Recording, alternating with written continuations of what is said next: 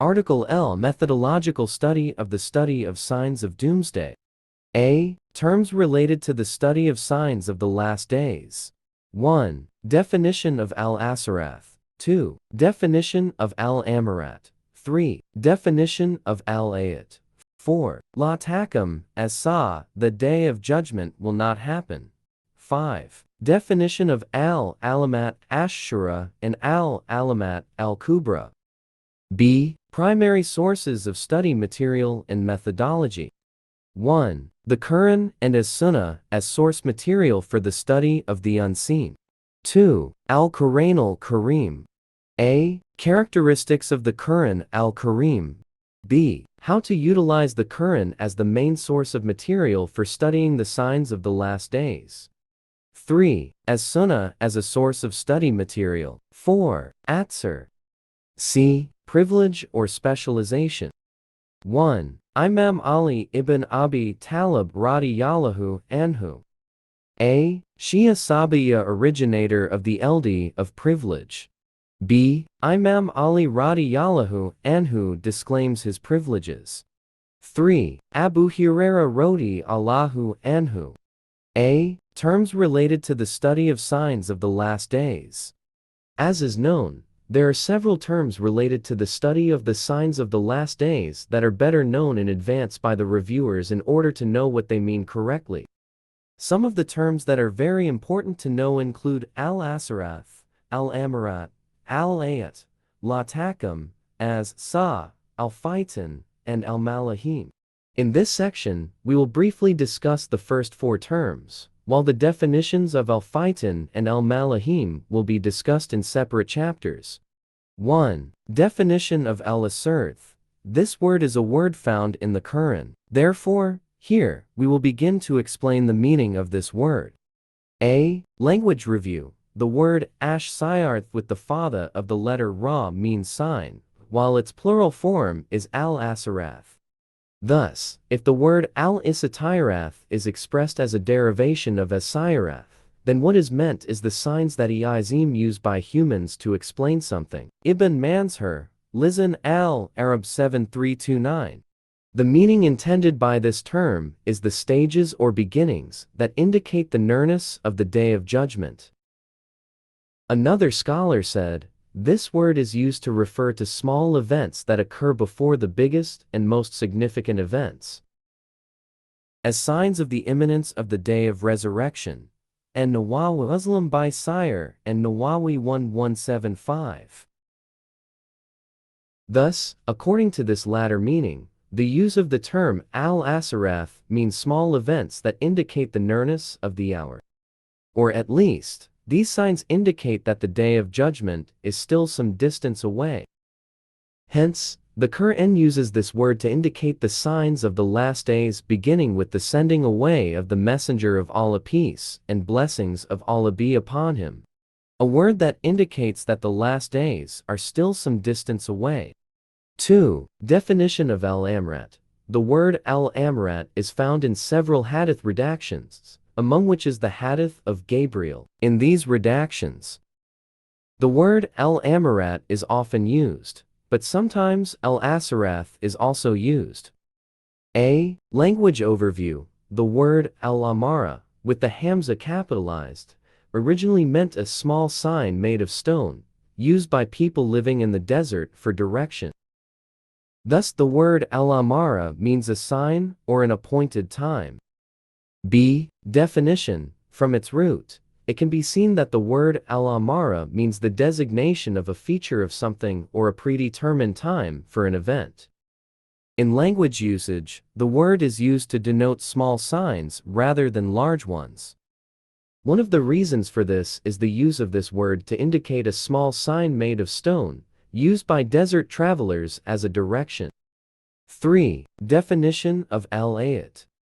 A. Language overview. The word al-Ayat means a clue to the truth of the occurrence of something, or it can also mean a miraculous event that can be taken as a lesson. Ibn Manshur, Lisan al-Arab 1461.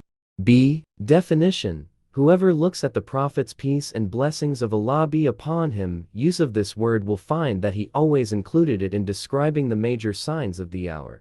For example, 10 signs that he said. It is as if the use of this word refers to a major matter or event before the occurrence of the day of resurrection. Thus, the word al-Ayyar is very different in meaning from the words al-Asarath and al-Amarat in the sense in which it is used in the language.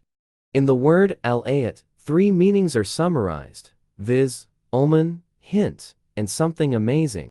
That is, al-Ayat is expressed to indicate various definite and very strong indications for the occurrence of the day of resurrection, whose meaning is much different from the previous 3 terms, and in it contains the meaning of an amazing thing that is not included in the content of the previous 2 words. Hence, this word is used to indicate great things about which there is no dispute. As for the astonishing nature that characterizes the event for which this word is used, it refers to the fact that the event was completely unexpected. 4. The Prophet's words, La tukum, as saw, the hour will not occur. Sometimes the Prophet peace and blessings of Allah be upon him is understood by some to mean that the day of judgment will occur immediately after its signs appear on earth. This understanding is wrong in the context of the sentence, because many signs of the day of judgment have occurred in the past few centuries. But still, the day of judgment did not come. What the Prophet peace and blessings of Allah be upon him intended by using this expression is to explain that this event will definitely occur in the life of the world. This means that the destruction of the world cannot be described until all the news that is reported is realized. This is the correct understanding of this expression, what some people say.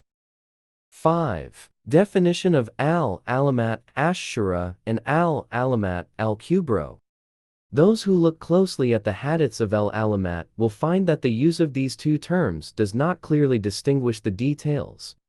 Whether one sign is a Shura sign, while the other sign is a Kubra sign. What is clear is that this word is used to indicate all the signs that the Messenger of Allah peace and blessings of Allah be upon him reported in several hadiths that are closely related to the occurrence of the Day of Judgment or the destruction of the world, without distinguishing between the Shura and the Kubra signs. The origin of the terms Sugra and Kubra comes from the scholars. It can be said that these 2 terms did not originate from the Prophet peace and blessings of Allah be upon him, but are merely the thoughts of the scholars. Here the question arises, from where did these scholars derive these terms, as they appear in much of the literature on fitna? We suspect that the term is derived from the linguistic meaning of the term, as we have explained earlier. That is when the Prophet peace and blessings of Allah be upon him used the word al-Ayat in describing the signs of the Day of Judgment. He was referring to the Kubra great sign, whereas when the Prophet used the words al-Amarat or al-Alamat in his description of the signs of the Day of Judgment, he meant the minor signs. According to our conjecture, this division finds its urgency from the results of research, which later found that the Prophet peace and blessings of Allah be upon him distinguished the use of words in explaining the signs of the Day of Judgment. In the hadith of the Prophet peace and blessings of Allah be upon him, it is explained that the 10 signs fall under the category of al-Ayat, which indicates that these signs differ greatly from the other signs. Sometimes this is because of the importance of the sign, because the sign is something very great, or the consequences are great and very widespread. Or even because the sign or event is unacceptable to the mind and violates the limits of natural law. One more question that concerns these 2 terms: do all Shura signs have to happen before the Kubra signs?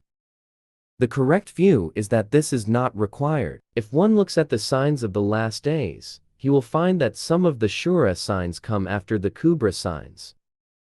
The fall of the Kaaba, for example, occurred after the appearance of Yaju and Maju, the Dajjal, and the descent of Isa alayhi salam into the world. Likewise, the open spread of adultery in the streets, the lifting up disappearance of the Quran, and various other omens.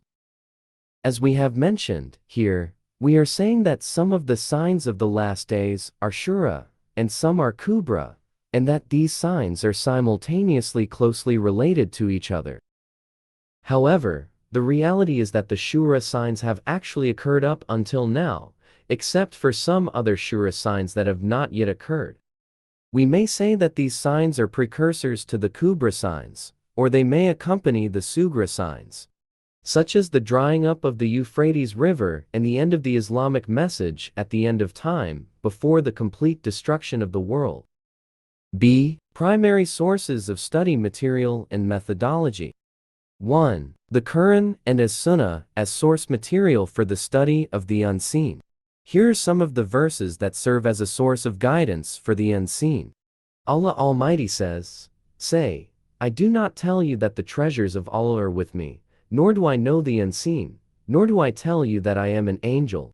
I follow nothing but what is revealed to me. Say, is the blind equal to the seeing? Do you not think about it?" Al-An'am 6:50.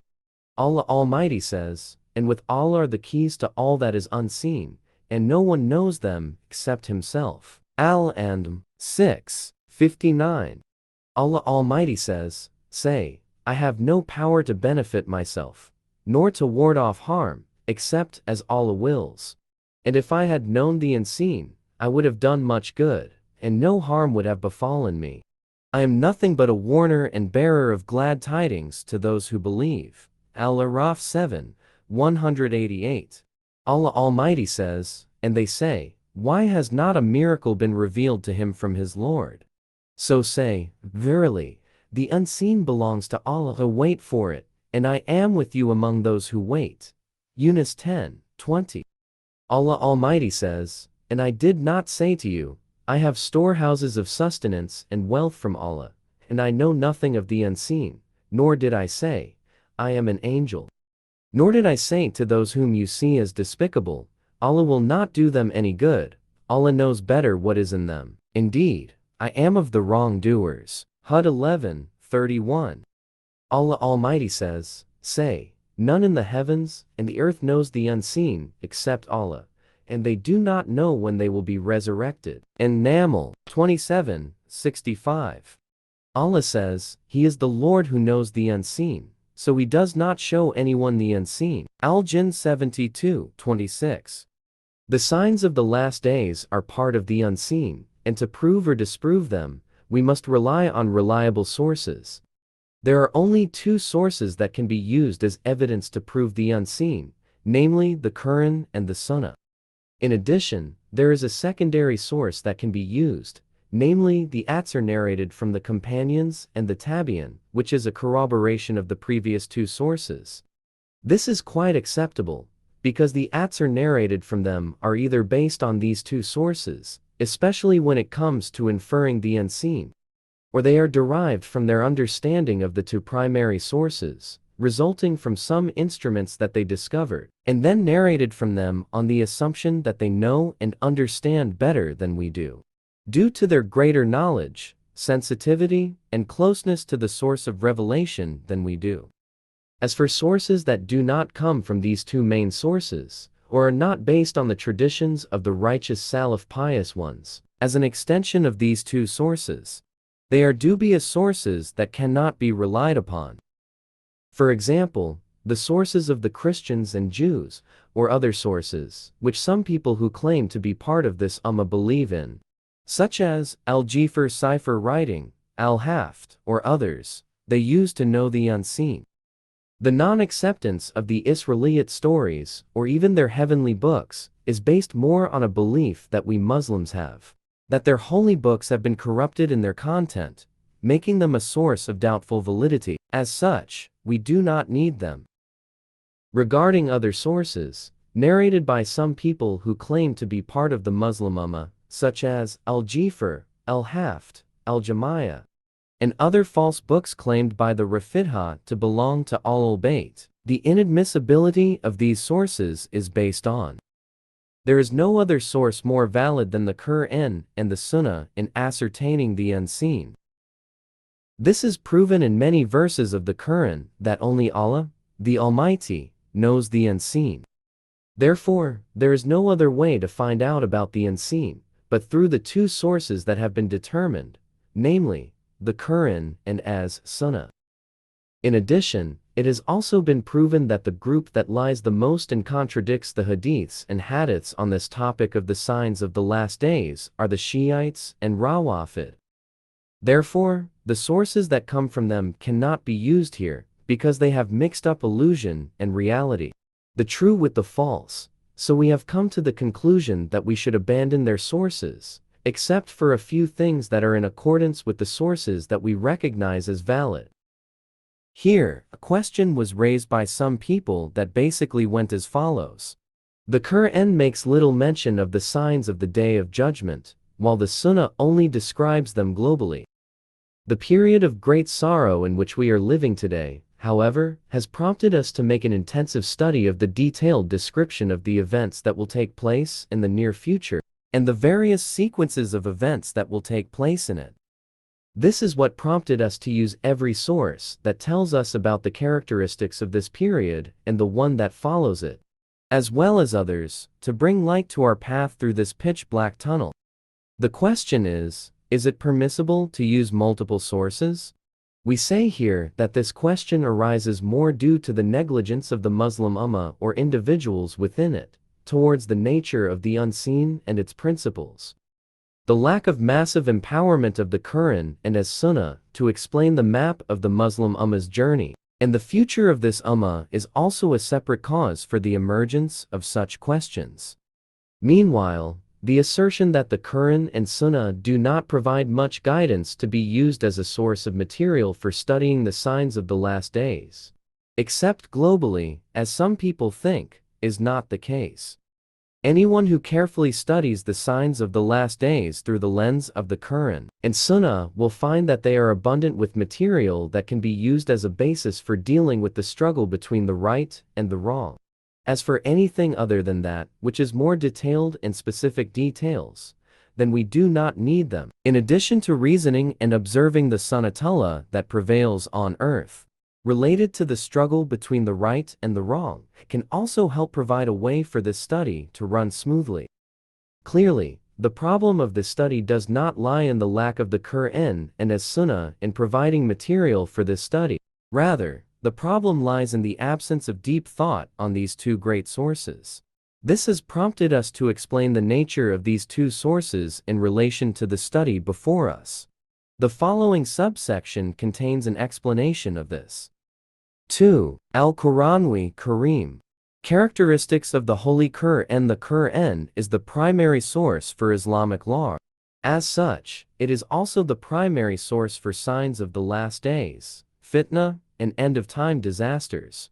In addition, the Quran is an eternal miracle revealed by Allah to our Prophet and his people till the day of judgment arrives. The miraculous side contained in the Quran is embodied in revelations that are always found new meanings and meanings that are in accordance with, and even beyond human reason until the end of time, which makes the Quran impossible if it comes out of a human being.